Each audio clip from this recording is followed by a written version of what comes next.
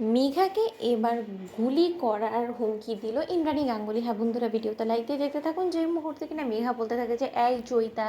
তুই আমার মাসি হোস বা যে ইচ্ছে সেই হোস না কেন, আমি আমার স্বার্থের আগে এখন কোনো কিছু দেখতে পাই না, আমি সম্পূর্ণরূপে অন্ধ হয়ে গিয়েছি এবং এটাই আমার জন্য সব থেকে বড় পাওনা যে আমি এত কষ্ট করে, আমি আমার নিজের পরিশ্রম এত খাটাখাটনি করে আমি এটা অর্জন করেছি যে আমি গাঙ্গুলি বাড়ির বউ হতে চলেছি এবং আমার এই স্বপ্ন ওটা পূরণ হওয়ার থেকে যে বা যারাই বাধা হয়ে দাঁড়াবে তাদের সব কটাকে শেষ করে দেবো আমি, কিন্তু যে কোনো মূল্যে হোক না কেন এই স্বপ্ন আমি পূরণ করবোই। অন্যদিকে ইন্দ্রাণী গাঙ্গুলি যখন বলতে থাকে যে সিদ্ধার্থ এক্ষুনি পুলিশকে কল করো, ঠিক সেই সময় মেঘার যখন কিনা চক্ষু সরকাশ হয়ে যায় এবং মেঘা বলতে থাকে যে মনি, ঠিক সেই সময় ইন্দ্রাণী গাঙ্গুলি বলতে থাকে যে তুমি কি মনে করেছিলে যে আমি খুব স্বাদ করে তোমার সঙ্গে আমার ছেলের বিয়ে দেবো? আমি যখন থেকে কিনা তোমার আসল উদ্দেশ্য জানতে পেরে গিয়েছি না, তার পরবর্তী থেকে আমি প্রতিজ্ঞা করে ফেলেছিলাম যে আমি আমার পরিবার এবং আমার ছেলের জীবন রক্ষার খাতিরে প্রয়োজনে তোমাকে নিজ হাতে শেষ করে দিব মেঘা, কিন্তু তার সত্ত্বেও কোনো মতে আমি তোমার দিয়ে আমার আয়ুষের সঙ্গে হতে দেবো না। অন্যদিকে মেঘা যখন কিনা টের পেয়ে যায় যে সমস্ত কিছু ওর বিরুদ্ধে হয়ে গিয়েছে এবং এই মুহূর্তে পুলিশের কাছে সারেন্ডার করা ছাড়া ওর কাছে কোনো রকম কোনো উপায় নেই, ঠিক সেই সময়ই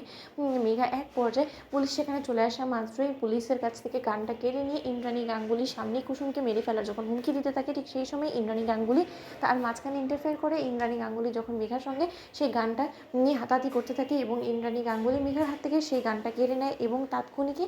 সেই গানটা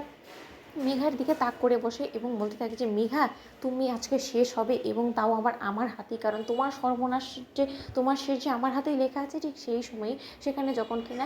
অন্য দিক থেকে ছদ্মবেশ ধারণকারী ওয়েটারের ছদ্মবেশে দেবলীনা যখন কিনা গান হাতে নিয়ে অপেক্ষা করে বসে থাকে এবং বলতে থাকে যে তোমরা সমস্ত লোকেরা যদি নিজ হাতে সমস্ত কিছু শেষ করে ফেলো তাহলে দেবলীনা কী করতে এখানে আছে? এই গাদ্দার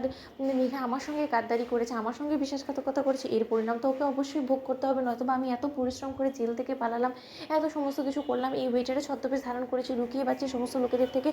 গানটা নিয়ে তাক করে দাঁড়িয়েছি, সেই সমস্ত কিছু তো সম্পূর্ণরূপে বৃথা হয়ে যাবে। এত সহজে কি মেঘাকে ছেড়ে দেওয়া যায়? আগে মেঘাকে শেষ করি, তার পরবর্তীতে এক ঢিলে দুপাখি মারবো, কারণ মেঘার খুন হওয়ার দায় গিয়ে চাপবে ইন্দ্রাণী গাঙ্গুলির উপরে, তার পরবর্তীতে ইন্দ্রাণী গাঙ্গুলির জীবনে সর্বনাশ নেমে আসবে, অন্ধকার থেকে ইন্দ্রাণী গাঙ্গুলিকে আর কেউ উদ্ধার করতে পারবে না এবং সর্বশেষে ইন্দ্রাণী গাঙ্গুলি কোম্পানি থেকে শুরু করে সমস্ত কিছু আমি ইন্দ্রাণী গাঙ্গুলির কাছ থেকে একে একে কেড়ে নিয়ে সমস্ত কিছু হাতিয়ে নিয়ে আমি সমস্ত কিছুর মালিক হয়ে যাব এবং এটাই হলো গিয়ে আমার দুরূপের তাস। এবং আজ মেঘা তুই শেষ। ঠিক সেই সময় ইন্দ্রাণী গাঙ্গুলির সঙ্গে হাতাহাতি হতে হতে এক পর্যায়ে